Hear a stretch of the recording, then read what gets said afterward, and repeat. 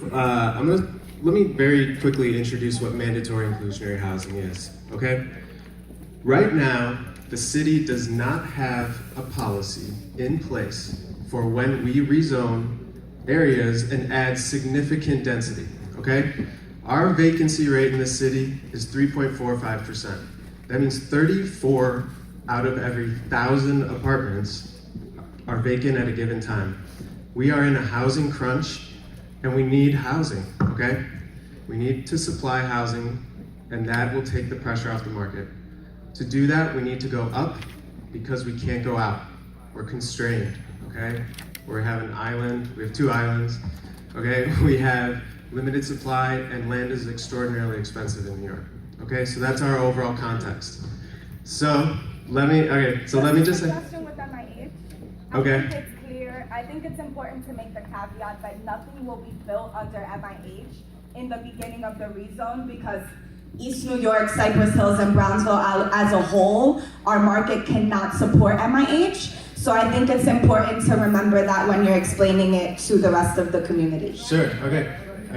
It's a great point. And the point there, so MIH, as I was starting to mention, MIH is a requirement that people build affordable housing when we give them density, okay? Before it was voluntary, now it's a requirement, okay?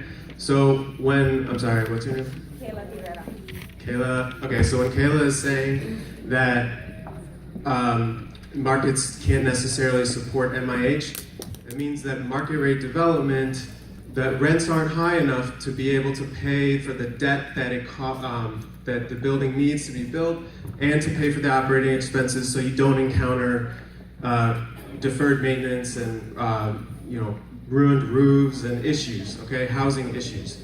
So what MIH is doing is requiring developers to do that. But because East New York can't necessarily, in current conditions, support the market rents can't cross-subsidize, what that means is that HPD is going to be subsidizing housing development for a while until the market gets there, okay? And what that means is the point about ELA. ELA is our extremely low-income affordability program. In the prior administration, a lot of housing was created at 60% AMI, okay? That's 46,000 for a family of 3.